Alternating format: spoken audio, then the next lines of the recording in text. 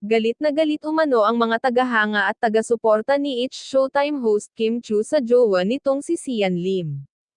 Sa latest episode ng Christopher Minute, inihayag ni showbiz columnist Christopher Min, ang mga saloobin umano ng fans ni Kim. Pinaasa mo lang naman pala si Kim eh.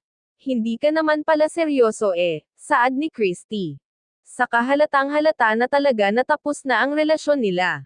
Wala na silang pwedeng ikaila pa.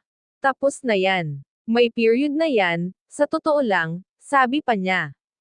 Sa katunayan, kahapon nga ay naiulat na binura na ni Sian ang mga vlogs niya sa kanyang YouTube account kabilang na iyong mga kasama niya si Kim. Say tuloy ng co-host na si Romel Chica, kawawa naman umano si Kim dahil tila nasayang umano ang pagkadalaga ng aktres.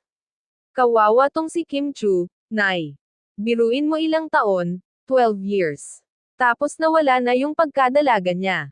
Yung dapat na nakikipagrelasyon siya sa iba, nakikipag-date, dahil naging maano, naging tapat, agaw naman ni Christy. Kaya di umano naghiwalay sina Sian Lim at Kim Chu ay dahil walang kaplano-plano ang aktor na dalhin sa next level ang relasyon nila ng aktres na tumagal na ng 12 years.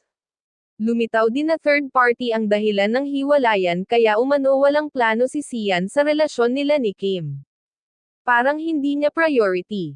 Parang naghihintay lang si Kim Chu ng proposal dahil 12 years na sila. Sa kabilang banda, ayon umano sa isa pang source ay 2 buwan nang hiwalay ang dalawa.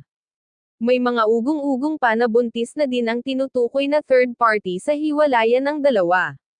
Hindi pa nga lang alam kung si Sian talaga ang ama.